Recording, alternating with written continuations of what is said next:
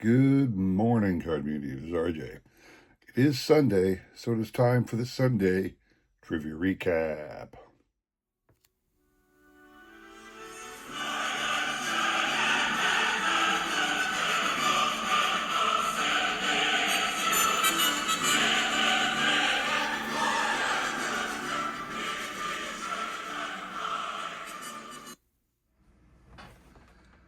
All right, let's get to it. Great trivia, great prizes to give away today. So, as we stated, it's still This Week in Baseball History Week. I'm loving baseball history, as in this day in baseball history. I think it's a lot of fun. Everybody seems to enjoy it. So, let's talk about this day in baseball history, June the 9th, 1933. This man became manager, this future Hall of Famer became manager of the Cleveland Indians. And I said it was a very odd thing for me to hear that person managed Cleveland. The answer, one Walter Johnson. This is a 1913, I believe, blanket, one of my prized possessions of Walter Johnson. The only playing era item I have of Mr. Walter Johnson. It's in fantastic shape, too. But just to prove that it was true, there's a picture. Walter Johnson as the Cleveland Indians manager. He actually, when he retired from baseball in 1927, they actually gave him the job to manage the Senators. He managed the Senators for 4 years. Did not start the season as in baseball as a manager in '33, but eventually the Cleveland gave him a job, and he actually served as Cleveland's manager for parts of 3 seasons. After that, he no longer managed in baseball and probably just retired from the game and lived his life of leisure. But Walter Johnson was your answer. What you playing for? Really cool manager card here. Connie Mack, the definitely the winningest manager in the history of baseball. Mostly because he managed for 50 freaking years. So really cool colorized Conlon collection. That's your prize. The individuals here on the screen were kind enough to throw out a guess. Good representation, 13 names up there. Lisa Z remains up on my list.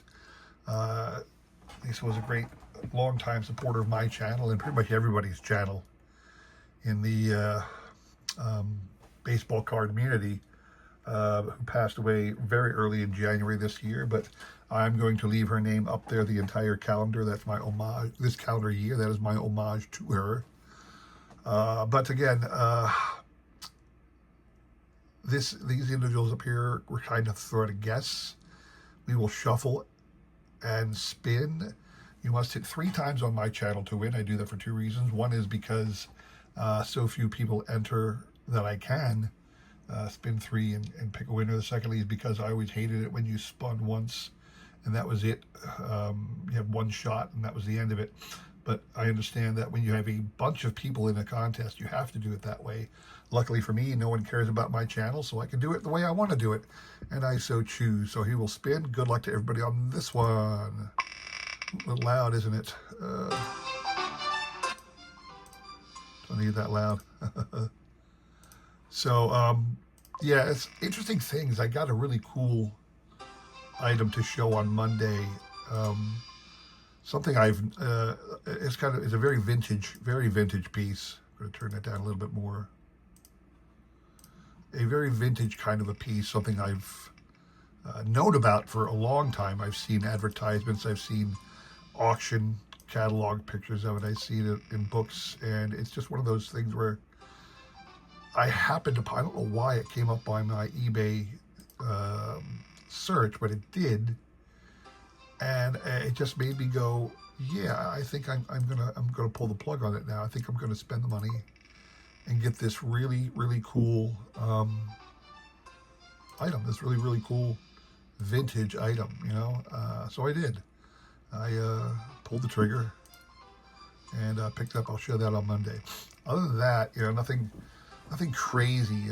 Work life. Has really pulled me away from being able to do much with cards. Right now we're getting very busy at my office, and I have been pulled multiple directions to get things done. So I'm not, I don't even spend a lot of time necessarily looking at cards.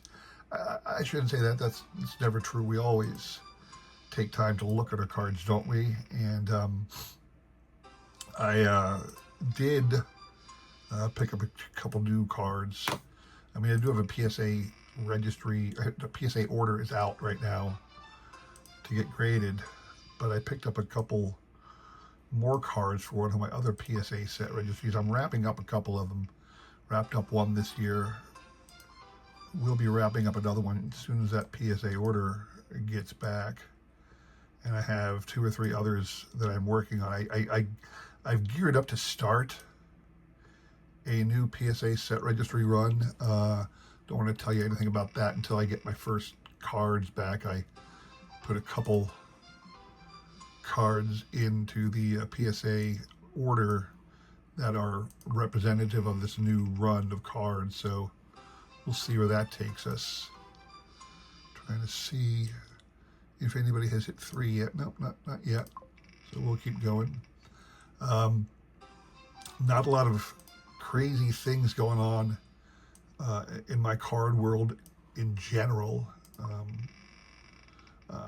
I was thinking about something the other day. I'll tell you this. I know the National is coming up. And a lot of people are going to the National. I personally am not. I don't have the time or money to do that. Oh, pause. Goody G, congrats to you, Goody. You're going to get this awesome Connie Mack card. Really cool colorized Conlon card of Mr. Mack. Congrats to you, sir. We're going to move on till Wednesday. Wednesday's question. For Wednesday, I asked, on this date in baseball history, June the 11th, 1985, this former Philadelphia Philly player became the first player in Major League Baseball history to hit 2 grand slams in the first inning. Name him. The answer, Von Hayes. Von Hayes was your answer. My little autographed 1988 Donruss TTM Von Hayes card. Von Hayes was your answer, which you're playing for, from 2005 Leaf biography. It's actually Leaf certified materials, I believe. Biography subset. This is the Ted Williams, number 63.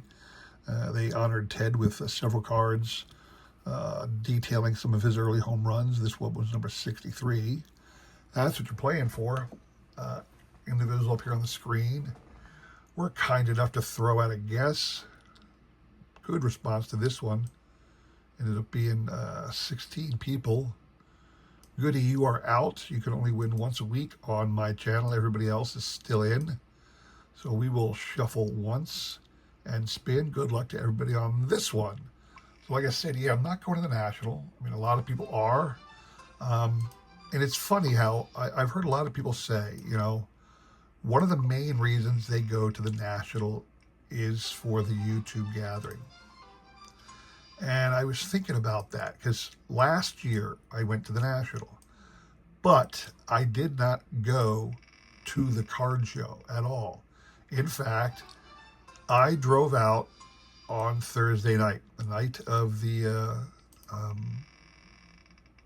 YouTube gathering. I drove from my house in eastern Pennsylvania straight through to where the YouTube gathering was going to be, just so I could be a part of the YouTube gathering. And then I spent the night at a hotel and drove home the next day. So I took 2 days off from work, a Thursday and a Friday, just to be present at the YouTube gathering. That's how much I wanted to be a part of that. And didn't care much about the card show, but I wanted to be there. And it occurred to me, you know, I am not a big player in the YouTube community. Several people know my name. A few diehards, the people up here on the screen, actually watch my content. You know, I get about 50 views if I'm lucky. So I am not a big fish in this pond. So I do not have sway, so to speak. I do not have the ability to shake the world with my content. But I want to throw something out there for your consideration. I think it would be a lot of fun some year if we just had, like on a random Saturday or Sunday, maybe like in the winter when there's no baseball going on, and things have slowed down a little bit. Maybe, I don't know what time frame, what period, where, what, how, so forth. I would think it would be great to have a full day YouTube convention. Now, YouTube sport trading card gathering, people who do YouTube content on trading cards. Now, I use the word trading cards specifically. Okay, I did not say baseball cards. I did not say sport cards. I said trading cards because, again, people are doing YouTube videos on any number of different products of trading cards, right?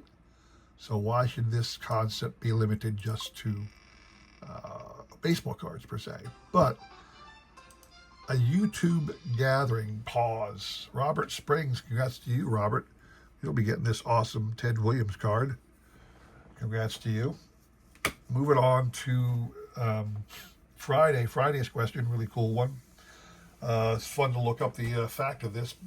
On this day in baseball history, June the 13th, 1905, this future Hall of Fame pitcher pitched his second career no-hitter. And in an interesting twist of fate, on this same date, June the 13th, 1912, this same pitcher won career victory number 300. Name him. The answer, one Christy Mathewson. This is my lone playing era Christy Mathewson card. It's the E95 caramel card. Very happy to have this one in my collection. I'm working on this complete set. Only need 3 more names off of this 25 card list. Obviously, number 1 is the high one to get, but I'm working on it. What you're playing for on that one, awesome picture here. This is the same Leaf certified from 2005 biography, but the numbers here are for Nolan Ryan and they represent his career victories. So this is number 50 of his career victories. Nolan Ryan card, that's what you're playing for. Once again, the end is up here on the screen. We're kind enough to throw out a guess. Let me click over to Friday. So Goody, I'm not sure if Goody made it to Friday, did he? Yeah, Goody, you are out. And Robert Springs, you are out. That leaves 9 people up for grabs on this card. We will shuffle once and spin. Good luck to everybody on this one. So yeah, a YouTube convention just for people who create content and our fans. Now, what would it be like? Hey, as I'm sitting here, it just came to me as something that should be done. I want to throw it out to the YouTube community. I'm just kind of like, I'm doing this on my trivia thing because not a lot of people watch my trivia.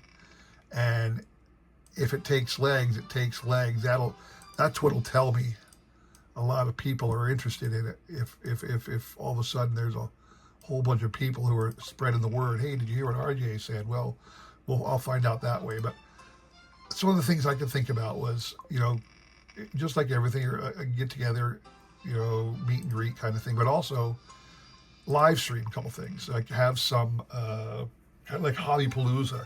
Instead of having Hobbypalooza, in a remote area, come together one day for a big weekend of Hobbypalooza live. I don't know where, hotel, we all gather together, rent out hotel rooms. Maybe we can rent out a little conference room. Oh, that's 3. Brock's boys, congrats to Joe, Aaron and Jordan. You get that awesome Nolan Ryan card. But to finish my comment is, would it be fun to have a YouTube convention where the whole point was to get together with other YouTubers? We bring cards to trade, like a trade night at the recent Strongsville show. They did a great trade night. We could get together to do a trade night. We could all get together, and again, some of the big names could set up live streams. There'd certainly be a number of anybody who wanted to could walk around with their phones, filming for their own channels. Everybody could promote the channels. We could invite fans of our channels to come meet and greet. You know, some of you guys out there want to get your pictures taken with these YouTubers. But I think it would be just so much fun to have a YouTube gathering of content creators. Maybe you could bring sponsors. I know the Penny Sleever guy likes to sponsor a lot of our events these days. I don't know if any of the card manufacturers would come along. Probably not, but I bet there'd be a couple other, you know, some of the bigger YouTube channels, Chasing Cardboard, or some of the big other content creators who do breaks could do a break live from there. Bring them. I mean, there's no reason it has to be limited to our little circle of influence, because let's be honest, the YouTube community is far greater than any of us realize. So just one thing I was thinking about. All right. Anyway, that's all I have for you today. Hope you enjoyed that little trivia and the prizes that went with it. You know me, I'll have more great content and prizes to give away next week, so come back for that. I thank you very much for taking your time and watching. Hope to see you again soon. Take care.